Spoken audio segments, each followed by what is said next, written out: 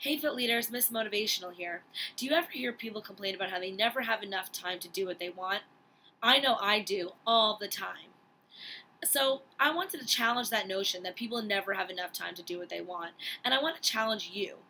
I challenge you to take power over your time so you can make things happen, be happy, and be successful. You see, over the past few days, I was really challenged with not having enough time to do what I want. I had this vision of success and happiness in my life, and I felt really short on time, and it really bothered me because I make time for what's important. I make time for what I want, and for the first time in a long time, I felt like I didn't have that. So I had to revert back to my favorite things that help me to feel good and make things happen in the time that I'm given. Today is your lucky day. I'm going to share with you my top 4 tips to help you take charge of your time so you can make things happen. Number 1, log and analyze your time. In order for you to figure out how you can put your best effort into your time and really figure things out, you need to see what you're actually doing every single day. And I know it might be grueling and annoying, but stick with me here. Review what you do every single day. Log your hours. What are you doing between 6 and 8 a.m.? What are you doing at 8:30 p.m. or 10 o'clock at night or 2 in the afternoon, whatever it is. Then, once you do that, and try to do it on different days, Mondays, Thursdays, Fridays, and a weekend day, so you can look how different days play with each other because not every day is going to be your typical day. Every day is going to be different, so you need to be able to see that. Once you log everything, analyze. Go back and now say, okay, now what can I be doing better here?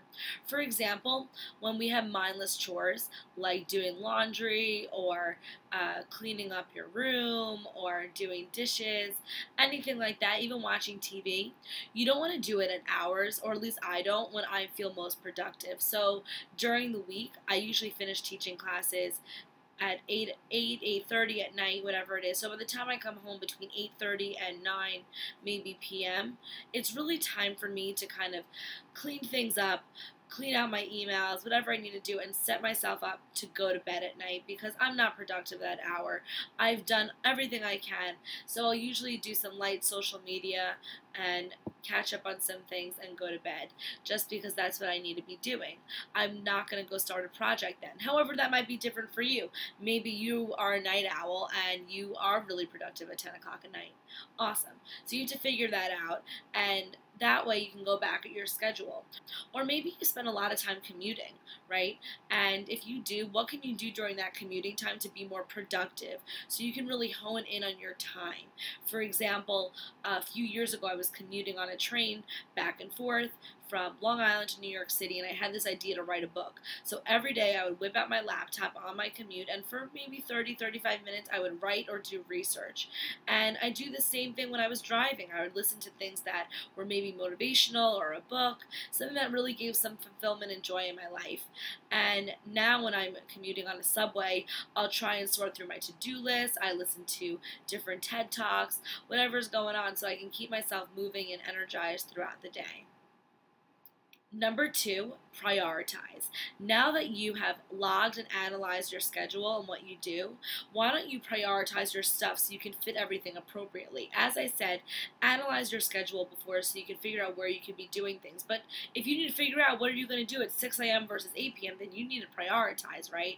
So figure out what's important to you. Have that vision of success and happiness in your life. So prioritize your family, your job, maybe a personal goal like a weight loss goal, whatever it is, prioritize those things and then figure out what you need to do to make them happen and put the time in to get it done. So if you want to save money and you don't want to stop spending money on going out to eat during the week or whatever it is, you need to figure out the times that work for you during your weekday so you can cook your meals, go food shopping.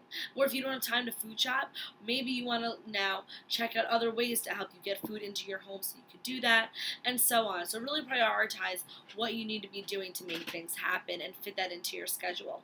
If you need help prioritizing, check out my other video on how prioritizing equals power.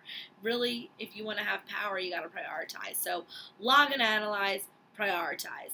Next, my 3rd tip for you is to plan.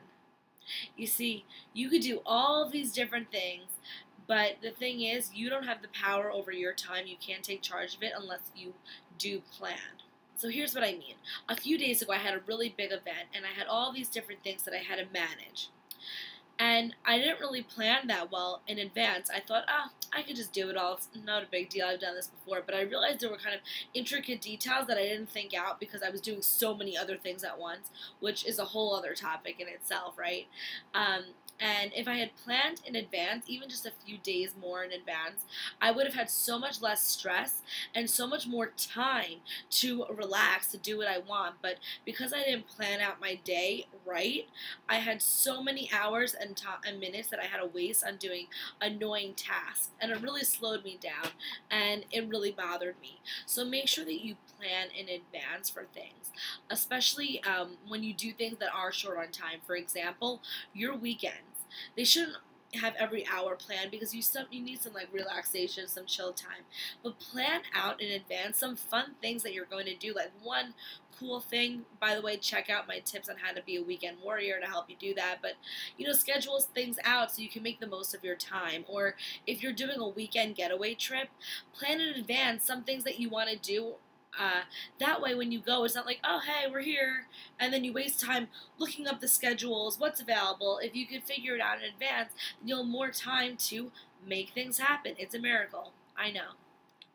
My fourth final tip for you is to delegate. This one, it really hits home for me because my mother is this big delegator. When I was younger, I used to think that she was being bossy, which she probably was because she is a boss. Like, it's a good thing. She's a boss. Hey, Mom, if you're watching, you're a boss. Like a boss. And anyway, she used to delegate things to all of us. Michelle, go do this, go do that. And it really empowered me to be a leader now, looking back on it, that I had to make the phone call for her. Whatever, is because she was being smart. She was saying, okay, I have all these things that I have to do, but I have a team, I have a family. And even now when she does things at work, she delegates her tasks. And then when I come back at her and I say, I have all these things that I have to do, how am I going to do it? She goes, get help. Have other people do it for you. And she's absolutely right. And over the past few years, I've become a good delegator. I've had said, okay, you do this, you do that, even though I think that I'm Superwoman sometimes and I could just do it all, right? But I'm not. I need a team to help me. So delegate. And I've learned over the past 6 to 12 months that time really is money. So over the past month or so, I've pulled back on some classes that I'm teaching so I can really focus on doing other things. And I've also brought on people to my team to help me with tasks that aren't necessarily my strength, so I could do what I need to be doing.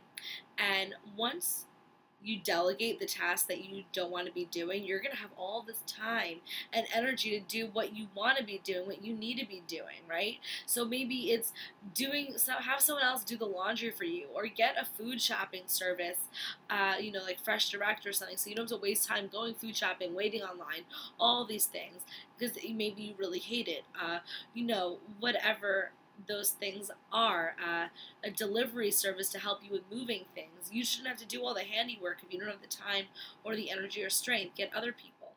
And there you have it, guys. If you want to take charge of your time, then you have to be bold in what you're doing. You need to take steps to live the happy and successful life that you envision for yourself. So make sure that you log and analyze your time. You prioritize your stuff. You plan in advance, and you delegate. I know that you are all fit leaders and that you are all excited to make things happen. Let's take these 4 tips and put them into action. Comment below on how you're making things happen, how you're using these tips and tricks to take charge. And follow me online. Send me pictures on Instagram of what you're doing to delegate, to plan, to prioritize, to log and track your time. I love to see it as it inspires me to do it myself. Remember, I'm right there with you. Let's go make things happen.